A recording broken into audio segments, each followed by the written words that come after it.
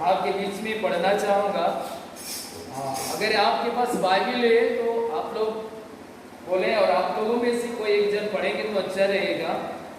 भजन संहिता की किताब और 23 अध्याय एकदम जाना पहचाना अध्याय है। बाइबल का एकदम जाने पहचाने वचन है। कई बार आप लोगों ने सुना भी होगा, कई बार आप लोगों ने पढ़ा भी होगा, या गीत में भी कई बार गाते हैं। हो सके आज भी हम लोग गीत के रूप में गाएंगे, परंतु उसको पढ़ लें तो बहुत ही अच्छा रहेगा। भजन संहिता उसके 23 अध्याय 1 से लेकर के 6 पद तक। यहोवा मेरा चरवाहा है, ठीक है, मुझे छुट्टी नहीं होगी। वह मुझे हरी हरी चराइयों में बैठाता है। वह मुझे उद्गारी जल के झरनों के पास ले चलता है। वह मुझे जी में जी ले आता है। धर्म के मार्गों में वह अपने नाम के निमित्त मेरी अगुवाई करता है। चाहे मैं वज्रकाल से भरी हुई सहयोग में होकर चलूं तो भी हानि से न डरूंगा, क्योंकि तू मेरे साथ रहता है। तेरे छोटे और तेरे लाठी से मुझे शांति मिलती है। तू मेरे सताने वालों के सामने मेरे लिए मेज बिछाता है। तूने मेरी सिर पर तेल मला है। मेरा कटोरा उमड़ रहा है। निश्चय भला और करुणा जीवन भर मेरे साथ साथ बनी रहेगी, और मैं यहोवा के विधान में सर्वदा वास करूंगा। धन्यवाद भाई पिंटू, आपने परमेश्वर के वचन को पढ़े हैं। तो प्रभु की स्तुति हो, परमेश्वर के नाम की प्रशंसा और महिमा हो। ऐसे वचन को सुनने के लिए और पढ़ने के लिए कई लोग तरस रहा होगा, लेकिन उनको सुनाई नहीं देता है, ना तो उनके पास पढ़ने का ज्ञान है कि वे पढ़ पाए। लेकिन हमें प्रार्थना करना है परमेश्वर उनके लिए भी कुछ ऐसा जरिया दे जिससे कि वे परमेश्वर का वचन को सुन सके। परमेश्वर की स्तुति हो, परमेश्वर के नाम की प्रशंसा और महिमा होने पाए। बीते दिन में हमने परमेश्वर के बारे में मैं याद कराना चाहूंगा। भजन 103 का 8 में जैसा लिखा है, यहोवा दयालु अनुग्रहकारी और विलंब से क्रोध करने वाला अति करुणा में परमेश्वर है। हमने उसी पद को भी देखा है, और उसके बाद हमने यह भी देखने के लिए कोशिश किया। यिर्मयाह 17 का 13 पद में लिखा है, उसी वचन में परमेश्वर को जीवन जल का सोता के रूप में दिखाया गया है, और लिखता है जितने परमेश्वर को त्याग देते हैं, जितने यहोवा को छोड़ देते हैं और भटक जाते हैं, वह जीवन जल का सोता से दूर चले जाते हैं। अभी आज का मौसम थोड़ा ठंडा है, लेकिन बीते 2-3 दिन पहले काफी गर्मी थी, और उसी गर्मी के दिनों में यदि कोई जंगलों में जाता है, उधर प्यास लगने से वो पानी का स्रोत को ढूंढता है, और नहीं मिलने से सोच सकते हैं कितना तकलीफ लगेगा। ऐसे ही हमारे हमेशा का जीवन देने वाला, हमेशा का जिंदगी मिलने का सोता परमेश्वर है। अगर हम उससे दूर चले जाएं तो फिर हमारा भलाई कैसे होगा, फिर हम तो सूख जाएगा।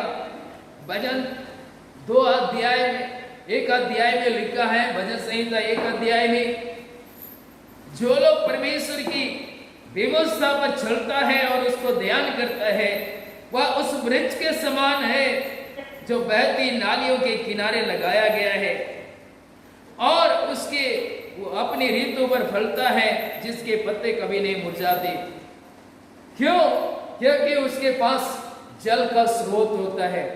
जिस पेड़ के जड़ के पास जल का स्रोत होता है, वो कभी मुरझाता नहीं है, और वह समय समय पर फल देता है, फलवंत होता है, क्योंकि उसके पास जल का स्रोत है। मेरे प्रियो, आज जो ऐसी स्थिति आया है, ऐसा परिस्थिति है जिसमें कई लोग उसी परमेश्वर से भटकने की संभावना है। कई लोग को परमेश्वर से दूर जाने की संभावना है। लेकिन मैं जो आपकी आवाज, आप मेरी आवाज को सुन रहे हैं, आपसे अनुरोध करूंगा, हम और आप उसी परमेश्वर में जुड़े रहें। परिस्थिति चाहे कुछ भी हो, हम उस परमेश्वर से अलग न हो। क्यों? क्योंकि यदि उससे अलग हो जाएंगे तो जीवन का जल का सोता से अलग हो जाएगा, और जब सोता से अलग चला जाएगा तो जैसा यिर्मयाह 17 अध्याय में ऊपर के 6-7 पदों को पढ़ने से पता चलता है, जो मनुष्य पर भरोसा रखता है उस वृक्ष के समान है जो सूखा हुआ जमीन में है, जिसकी जड़ के नीचे का भूमि सूख गया हो और वो अधमरा हो गया है।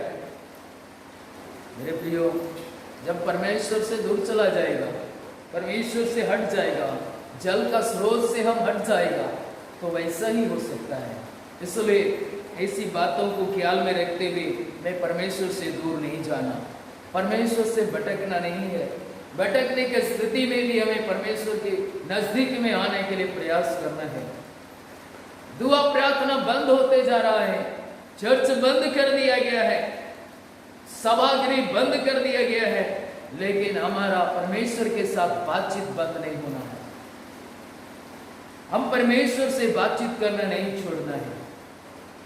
अगर ऐसा करेंगे, भजन संहिता 95 अध्याय में ऐसा लिखा है, भजन और उसका और किताब में ऐसा लिखा है, कहता है कि धर्मी लोग, 92 अध्याय के 12 पद में लिखा है, धर्मी लोग खजूर के समान फूले फलेंगे और लबानोन के देवदार के समान बढ़ते रहेंगे। ये तब होगा जब हम उस परमेश्वर में बने रहेंगे, जब हम उस परमेश्वर को नहीं छोड़ेगा, जब वो उस परमेश्वर से दूर नहीं जाएगा, क्योंकि वह जल का, जीवन जल का सोता के समान है। इसी तरह से हम परमेश्वर के बारे में कई बातों को सीखते आ रहे हैं।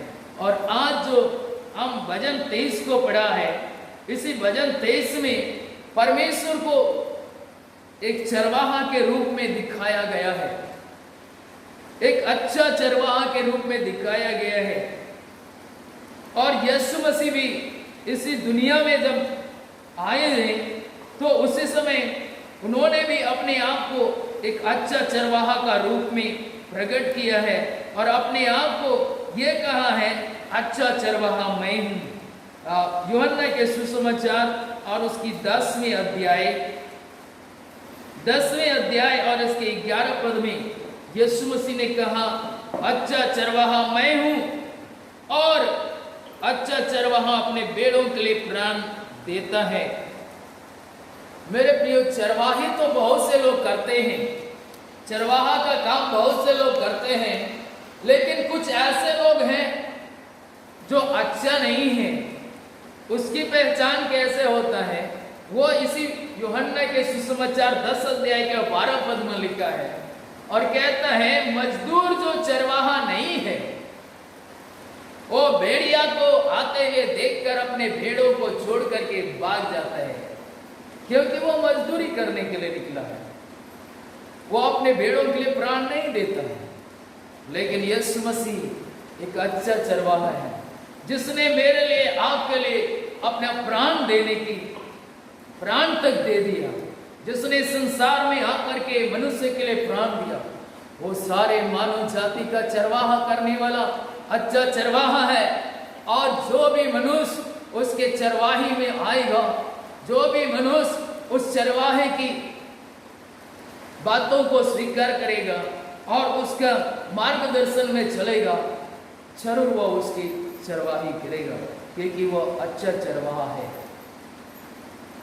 इसी स्थान में भजन 23 में कहता है, अच्छा यहोवा मेरा चरवाहा है, मुझे कुछ घटी नहीं होगी।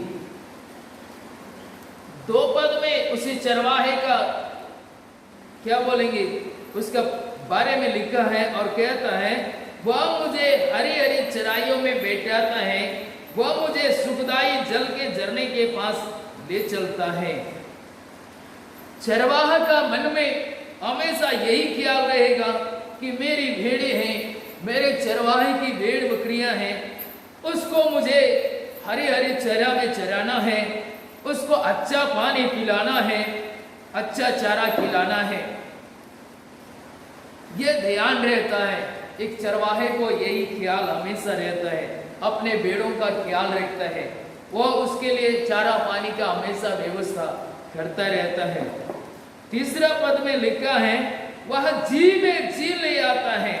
कहने का मतलब अगर उस चरवाहे का जो भेड़ है वो तकलीफ में आ जाए, वो मरने की कगार में आ जाए, तो भी वो उसको यही चाहेगा कि वो ना मरे, परंतु वो जीवित हो जाए, वो अच्छा हो जाए, उसको पुनर्जीवित जीवन मिल जाए, उसको पुनर्जीवित जीवन मिल जाए। ये एक अच्छा चरवाहा का स्वभाव है। मैं एक छोटा सा उदाहरण आपके बीच में रखना चाहूंगा। अभी बीते सप्ताह में हमने कुछ मुर्गी का चूजा लेकर के रखा है, और वो चूजा में इसलिए लेकर रखा कि इस समय खेती करना तो कठिन है, परंतु उसी कार्य को थोड़ा करेंगे और उससे थोड़ा बिजनेस करके उससे कुछ फायदा होगा, कुछ आने वाले हमारे पास आए हुए लोगों को भी खिलाने का एक अच्छा मौका मिल जाएगा। और जो चूजा हमने लिया है और उसमें से कभी कभी हम उसका ख्याल रखते हैं, कभी कभी नहीं, करीब करीब हमेशा उसका ख्याल रखते हैं। बाहर में जाने से भी हमारा ख्याल रहेगा कि वो उसको चारा मिला कि नहीं, पानी मिला कि नहीं, वो कहीं कुत्ते तो उठा के नहीं ले जाएगा। हमने उसके लिए सुरक्षा के लिए घेरा बना करके रखा है और उसको समय समय पर चारा देते हैं, पानी देते हैं।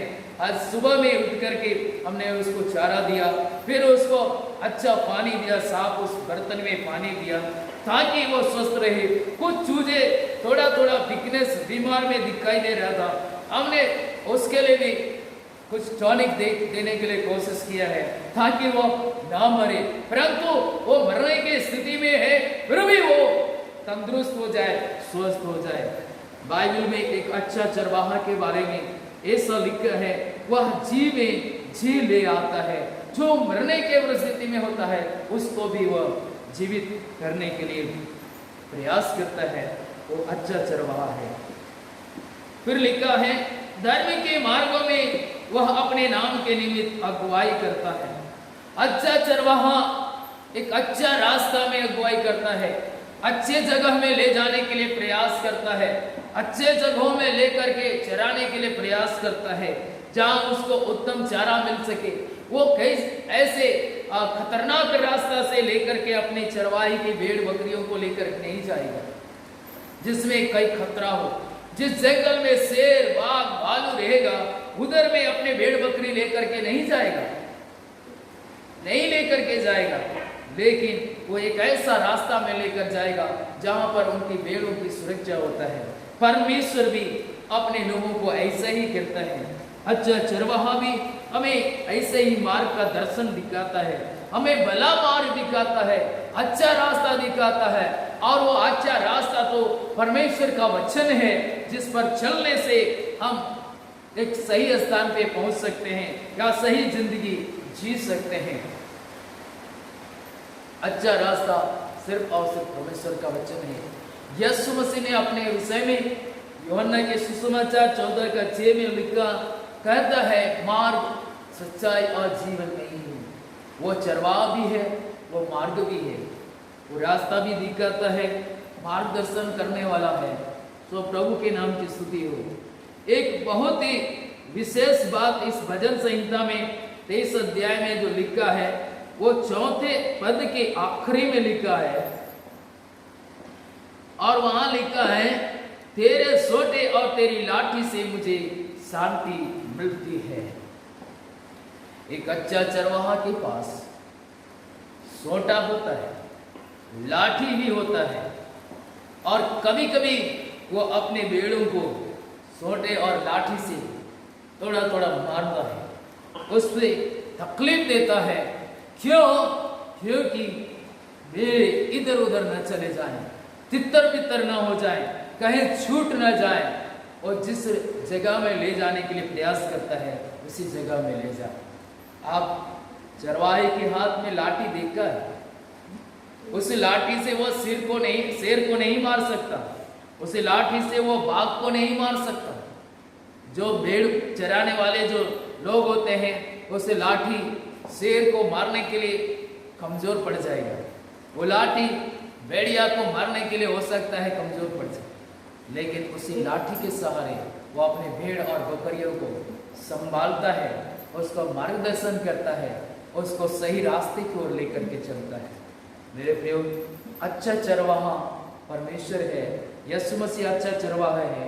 उसके हाथ में भी छड़ी होता है, उस छड़ी के द्वारा कभी कभी अपने लोगों को वह ताड़ना देता है। ऐसा क्यों करता है? ऐसा इसलिए करता है कि हम गलत रास्ते में नहीं चले जाए, हम गलत मार्ग में नहीं चले जाए, परमेश्वर के चरवाहे के भेड़ और बकरी गलत जगहों में न चला जाए, और इसलिए वो छड़ी लगाता है। हम कई बार इस कोरोना नामक वायरस के बारे में जब सोचते हैं तो मुझे कभी कभी ऐसा लगता है कि यह वायरस और कुछ नहीं है, यह परमेश्वर का छड़ी है जो परमेश्वर अपने लोगों के ऊपर प्रयोग कर रहा है, ताकि परमेश्वर का लोग, इस पृथ्वी के लोग पाप और बुराई से, अधर्म से लौट जाए, ताकि परमेश्वर के लोग उस सच्चे परमेश्वर को पहचान ले। बाइबल में लिखा है, आज जो कोरोना का फैलाव के बारे में शुरुआत से सुनते आ रहे हैं, चमगादड़ और सांप को खाने से हुआ है। अगर ऐसा हुआ है तो बाइबल में इसको खाने के लिए मना किया है, और मना करने के बावजूद भी लोग इसका इस्तेमाल किया है। इसलिए परमेश्वर मुझे लगता है कि कोरोना नामक छड़ी लगा करके लोगों को सही करना चाहता। मेरे प्रियो, ये मेरा विचार है, शायद आपका कुछ और भी विचार होगा, लेकिन ये मेरा विचार, मेरा ऐसा सोच आता है। मुझे लगता है कि अच्छा चरवाहा अपने भेड़ों के लिए अपने छड़ी का इस्तेमाल कर रहा है, जिससे कि उसके चरवाहे में पाए जाने वाले लोग सही हो जाएं, सही रास्ते पर आ जाएं, सही जगह में खड़े हो जाएं और अच्छा रहे। सो प्रभु के नाम की स्तुति हो। यदि आप परमेश्वर को एक अच्छा चरवाहा के रूप में मानते हैं तो जरूर वो आपके लिए भलाई को उत्पन्न करेगा। उसके साथ चलने से, जैसा कि 4 पद में लिखा है, अच्छा चरवाहा के रूप में दाऊद परमेश्वर को मानता है, और परमेश्वर को अच्छा चरवाहा के रूप में मानते हुए यह कहता है, मेरा चरवाहा अच्छा है, वो मेरा चरवाहा परमेश्वर है, वह अच्छी चराई में चराता है, अच्छे जल के पास ले चलता है, और धर्म के नाम में, धर्म के मार्ग में अपने नाम के निमित्त अगुवाई भी करता है, और जी में जी ले आता है। इसलिए शायद मुझे घोर अंधकार से भरी हुई तराई से होकर के चलना पड़े, तो भी हानि से नहीं डरूंगा, क्योंकि तू मेरे साथ साथ रहता है। अगर चरवाहा हमारे साथ है, जो हरी चराइयों में चराते लेकर के चला है, जो अच्छा जल पिलाया है, सुखदाई जल के झरने के पास लेकर के पिलाता है, वो हमारे जी में जी लेकर के आता है और अच्छा रास्ता में लेकर चलाता है। अगर उसी अच्छे रास्ता धर्म के मार्ग में चलने के समय में कभी ऐसा भी परिस्थिति दिखाई दे, लगे कि इसी रास्ता तो खतरनाक है, ये अंधकार से भरा हुआ रास्ता है, तो हमें डरने की जरूरत नहीं है, डरने की जरूरत नहीं है, क्योंकि अच्छा चरवाहा जिसे रास्ता में लेकर के चलता है, वो हो सकता है अंधकार में दिखाई दे, लेकिन वो चरवाहा अगर साथ में है, उस अंधकार भरी रास्ता को भी हम और आप आसानी से पार कर सकते हैं। जरूर दुनिया में इस वायरस जो संक्रमण है फैलते जा रहा है, दुनिया के लोगों में अंधकार ही अंधकार होते जा रहा है, और ये होते जा रहा है। फिर भी मुझे और आपको, परमेश्वर के लोगों को डरने की आवश्यकता नहीं है। क्यों? क्योंकि परमेश्वर जो आपकी अच्छा चरवाई करता है, वो आपके साथ है, तो जरूर वो बेड़ा पार करेगा। परमेश्वर के नाम की स्तुति हो, परमेश्वर के नाम की महिमा हो। इसी वचन के द्वारा परमेश्वर आप सबों को आशीष दी। प्रभु करे कि हम उसी प्रभु को जैसा दाऊद भजनकार एक चरवाहा के रूप में मानता है, वैसा हम और आप उसको एक अच्छा चरवाहा के रूप में मानते हुए उसका मार्ग में चले, उसी प्रभु जो रास्ता दिखाता है उसी पर चले, उसे बाएं दाएं न जाए तो अच्छा होगा। अगर बाएं दाहिना अगर वो जिस रास्ता में लेकर चलता है उधर नहीं जाएगा तो जरूर छड़ी लगाएगा, जरूर वो उसी कोरोना नामक छड़ी का इस्तेमाल कर सकता है। यदि हम और आप जो प्रभु का मार्ग में नहीं चलेगा वो छड़ी का मार तो पड़ेगा ही पड़ेगा। जैसा यशायाह 26 का और 20 पद में लिखा है, अपने अपने घरों में जाओ, कोठरी को बंद कर लो जब तक कि क्रोध शांत नहीं होता है। तो मेरे प्रियो, हमें ऐसा करना ही होगा, हमें तो इसका पालन करना ही होगा, क्योंकि ये सरकार का आदेश तो है ही, लेकिन हमारा प्रभु का आदेश है, हमारा अच्छा चरवाहा का मार्गदर्शन है, हमें उसका मार्ग में चलना जरूरी है। प्रभु सहायता करे, प्रभु इस वचन के द्वारा सबों को आशीष दे। आइए